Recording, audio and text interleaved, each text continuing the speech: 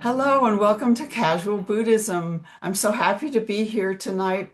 Well, actually, it's this morning for Venerable Dhammananda and Anmuaypond from Chiang Mai University. She is a lecturer and, tell me again, lecturer in what? At philosophy and religious department. Thank you, philosophy and religion. So I'm going to let Anmuaypond go forth and ask a couple of questions of Venerable Dhammananda. Go So one by thank, one. What? Don't give many questions at a time. Give me one by one. yes, thank you very much, Cindy. I'm really appreciate this. It's my valuable honor to be able to ask question. So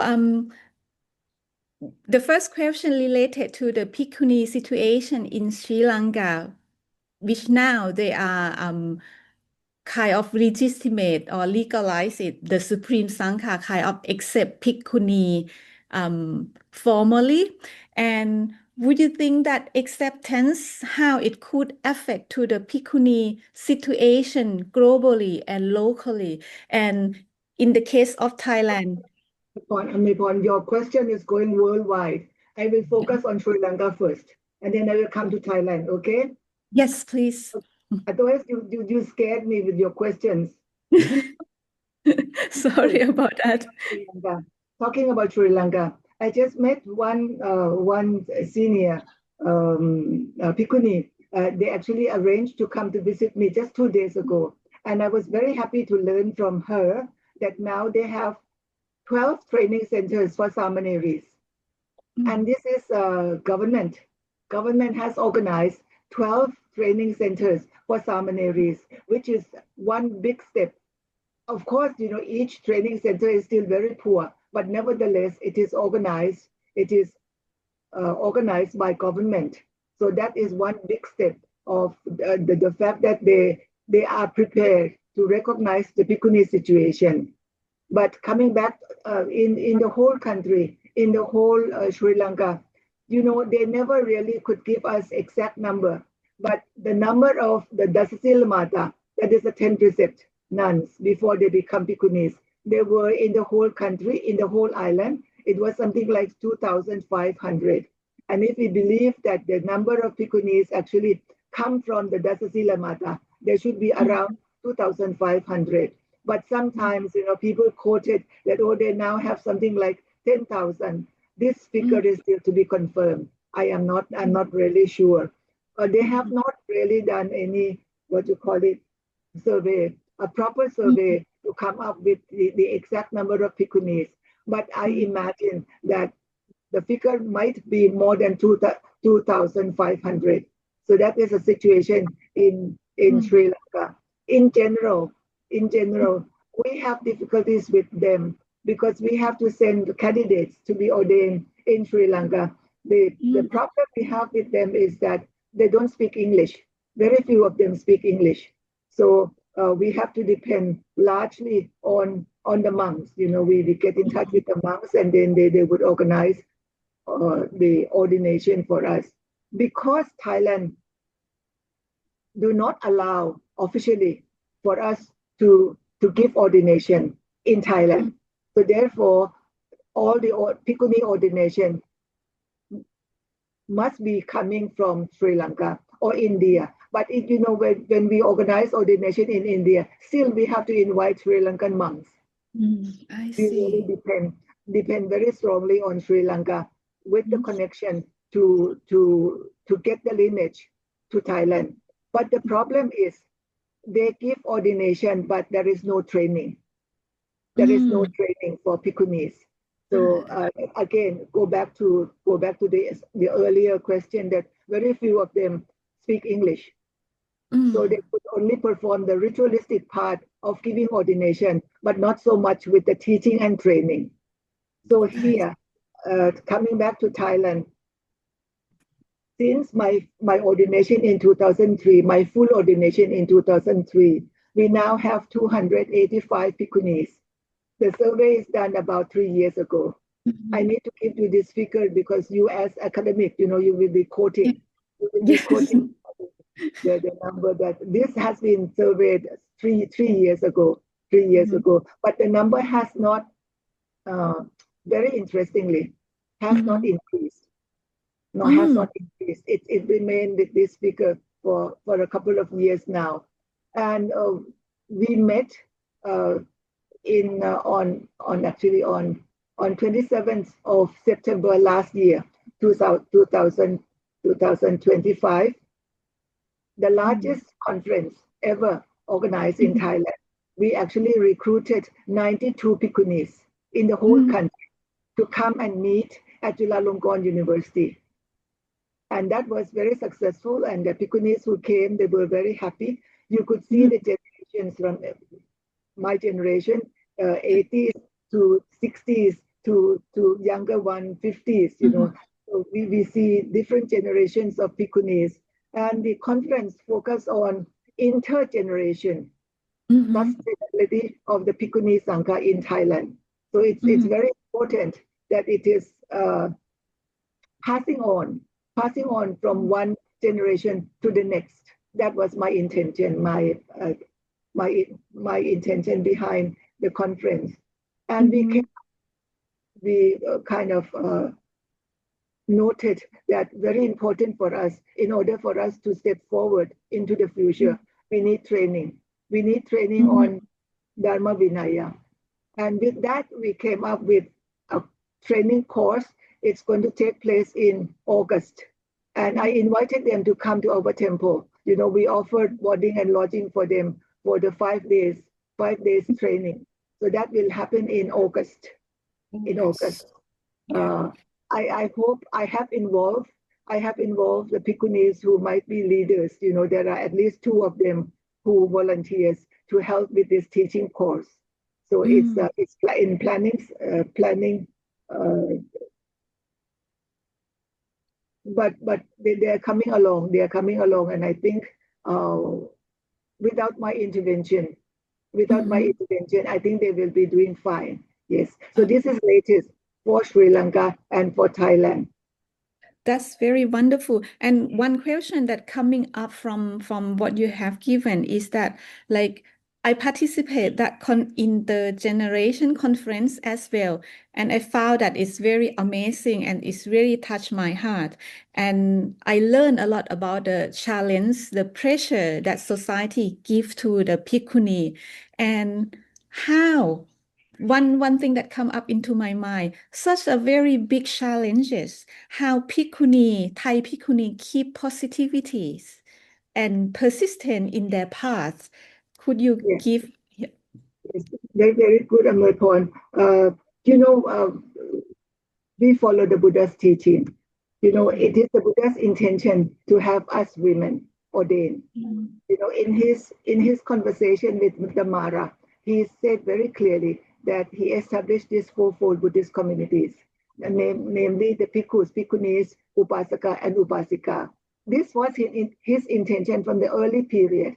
And what we are doing, we are only fulfilling his wishes. So we do it wholeheartedly. And it is the Buddha who actually allowed the monks to give ordination to Bhikkhunis. So don't twist the story. The story has always been twisted to say that the Buddha never allowed women to be ordained. Just the opposite. We as academics, you know, I started as academic, and that is very strong thought for my way forward. We are positive. All the Bhikkhunis, I think, you know, we have this positive attitude because we know that what we do is what the Buddha intended us to do. So we are just fulfilling our duty. In spite of the fact that the Sangha is not supporting us, they will support. Eventually they will support if they are true Buddhists. Because what we are doing is very much the Buddhist teaching. We are not doing beyond the Buddha's teaching. We are doing exactly what the Buddha allowed us to do. So eventually they have to open their eyes and see to the truth, because everything is written in the text. We are not performing anything beyond the text. So if you are true to your Buddhist guts, You have to see that this is Buddha's way of allowing women to participate in this world. So come to the you mentioned about they will approve. Do you think it will be soon that they will approve or formally accept us? You know, my teacher, my preceptor in Sri Lanka, you know, he asked me about the situation in Thailand. What about the situation with the monks in Thailand? I said, no, they still do not allow women to be ordained. And he said very simply, they will change. Mm. He just Oh. simply said that, you know, and it goes with the Buddha's teaching that nothing is permanent. Mm. Even the That. idea of assisting women to be ordained is also impermanent. Mhm. Very positive. I'm really glad that to hear this. And another question that nowadays I work with transgender nun, one transgender nun, and she has undergone a complete surgical to change her body into female. But then she decided to become a meshi or a nun.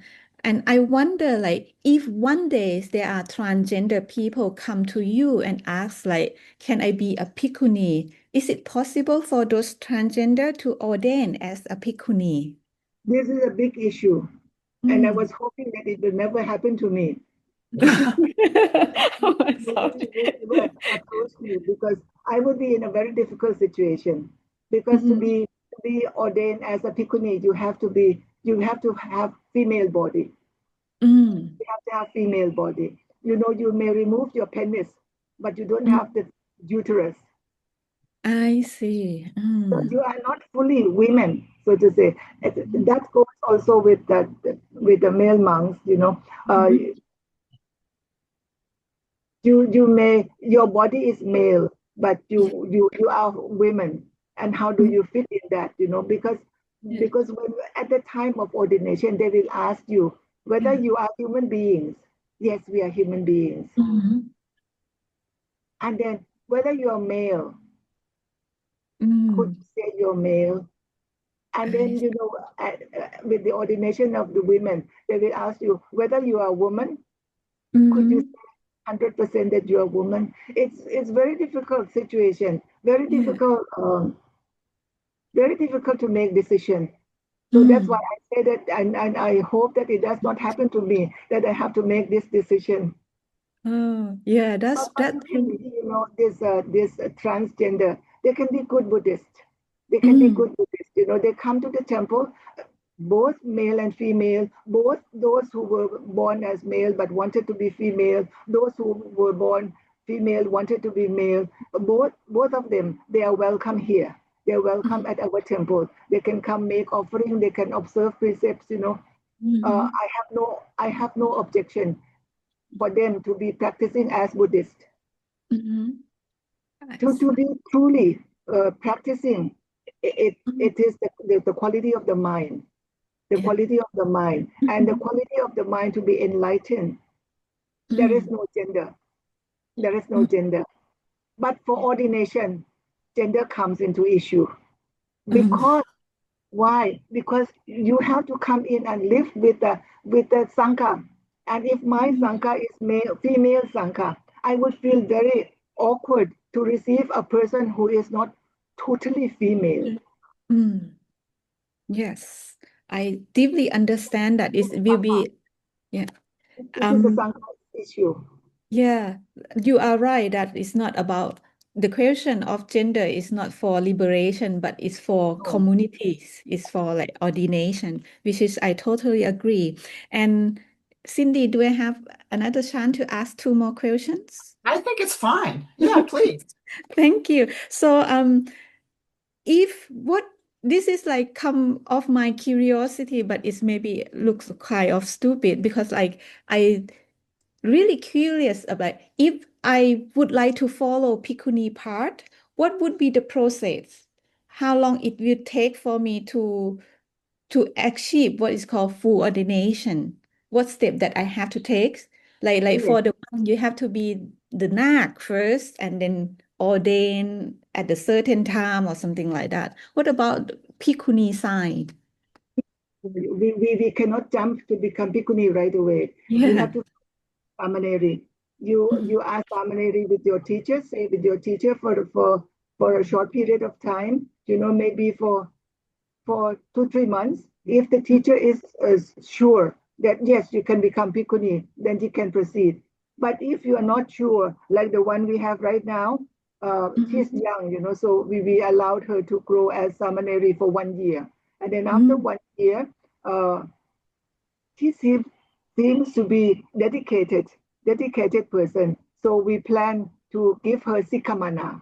Sikhamana is another stage of Samaneri. Shall I say intensive Samaneri. So as Sikhamana, they will stay for 2 years, two vasas, 2 years. Yes, and then after that they can approach for full ordination. Full ordination, we have to seek for the Bhikkhunis, and the Bhikkhunis will come in to ask them for purification. The Bhikkhunis will do the purification part, but the Bhikkhus will do the ordination part.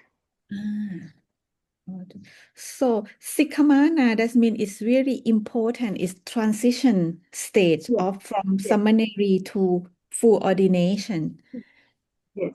And And this has been, how to say, this has been introduced in the modern period. It has been introduced by me in Thailand, ah, because in Sri Lanka they still give ordination from Samaneri, ah, but in the Bhikkhunis Patimokkha there are 15 rules regarding Sikhamana. mm, The monks may not be aware of it because it is not in their Patimokkha, but it is in our Patimokkha, in the Bhikkhuni Patimokkha. 15 rules dealing about how Bhikkhunis teacher should deal with the candidates, preparing her to become fully ordained. So this Sikhamana, the details about Sikhamana, it can be found in the Bhikkhunis Patimokkha. So we as Bhikkhunis, we have to be sure that we train our Samaneris as Sikhamana for 2 vasas and then send them for full ordination.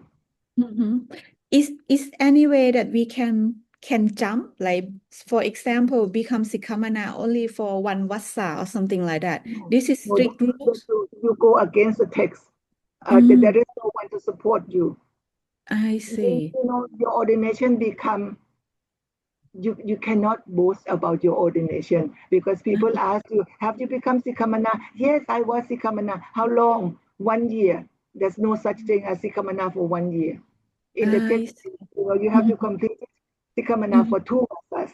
2 vasas means 2 rains. I see. And another question that related to this, in the case of the monk, like for example, in Thailand, it's like culturally ordained as like you turn, it's the passage of life, and you can disrobe and ordain again, and disrobe and ordain again is normal in Thailand. What about Bhikkhuni? Once you are Bhikkhuni and disrobe, can you come back again? Yes, you can disrobe and you can come back again. But ordination is so difficult. So generally, when they have decided to become fully ordained, they have gone to so much trouble, and so much money that you have to pay for your trip to go to Sri Lanka, getting connection, this and that. It's lots of difficulties. So therefore, people who have decided to become bhikkhunis usually stay. Usually, I would say Yeah. usually. But if they decide to disrobe, they can. Mm. It is not because I have heard from someone that once you disrobe, it mean it's serious. It's like you cannot come No, back again. no. I see. So that make it like a little bit relaxed for people who like not sure about their part. So one last question I would like to ask for myself that I am into Buddhist practice, but my practice is not like my meditation and keeping sila is not consistency. And mostly I found that it's because laziness and like, oh, maybe postpone. And can you give me some advice that how can I destroy this laziness and be very persistent with my maybe routine of practicing meditation or something like this? Visualize the Buddha's face. Visualize the Buddha's face. and see that he is waiting for you, that you don't disappoint him. Oh, thank you. สาธุค่ะ